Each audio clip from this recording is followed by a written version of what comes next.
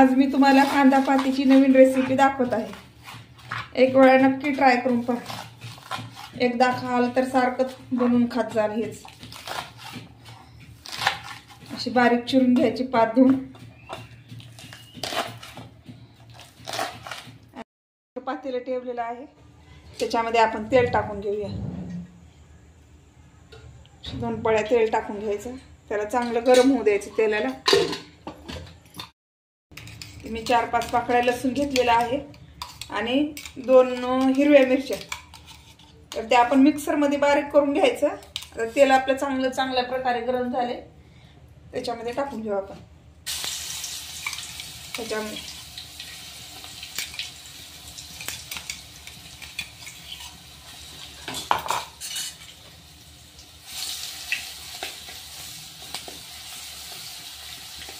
कमी साहित्यात एकदम छान भाजी बनवून तयार होते।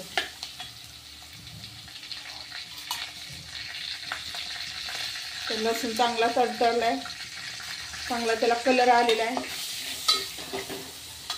आता आपण भाजी टाकून घेऊ। अशी पात टाकून घ्यायची, पात चांगली बारीक चिरून घ्यायची। आता थोडी भाजी मऊ झालेली आहे आपली, ह्याच्यामध्ये आपण थोडीशी हळद टाकून घेऊया, थोडीशी धना पावडर टाकून घेऊया 1 चमचा, आणि थोडंसं लाल तिखट।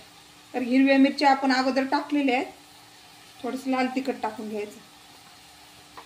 तर आपलं चवीनुसार मीठ टाकायचं। तर ह्याच्यामध्ये थोडंसं मीठ टाकून घ्यायचं, अगोदर पण मी थोडंसं टाकलेलं आहे मीठ। त्याला चांगलं पाणी सुटू द्यायचं, कमी गॅसवर होऊ द्यायचं त्याला।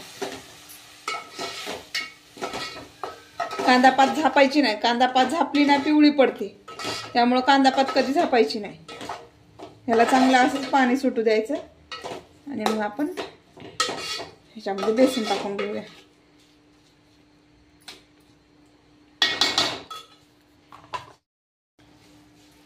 आता आपल्याला अशा प्रकारे ह्याच्यामध्ये बेसन टाकून घ्यायचं। डाळीच्या ऐवजी बेसन टाकायचं, डाळीपेक्षा सुद्धा एकदम छान चव येते ह्याची। अशा प्रकारे बनवून पहा, नक्की तुम्हाला आवडेल।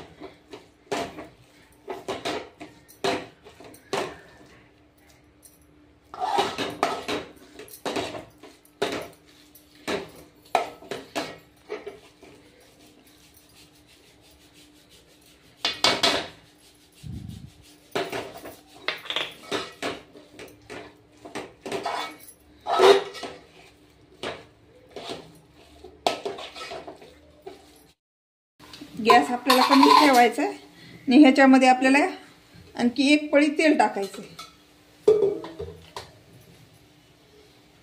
ही अशी नवीन रेसिपी तुम्ही करून पहा, तुम्हाला नक्की आवडेल। आणि तुम्हाला आवडलं तर माझ्या चॅनलला लाईक, शेअर आणि सबस्क्राईब करायला विसरू नका, आणि कमेंट करून सांगा की माझी रेसिपी कशी वाटली तुम्हाला। आता आपल्याला ह्याला 5 मिनिटं, आता आपण बेसन टाकल्याच्या नंतर झापू शकता ह्याला, कारण की बेसन चांगलं शिजून येतं, त्यामुळे आपल्याला आता ह्याला थोडंसं झापायचं।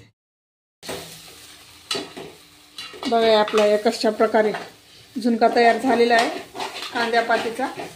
तुम्ही असा बनवू शकता, 1 नंबर। कांदा पात पण पिवळी झाली नाही, असा हिरवागार राहतो आणि एकदम खायला चवीला लागतो। एकदा नक्की करून पहा।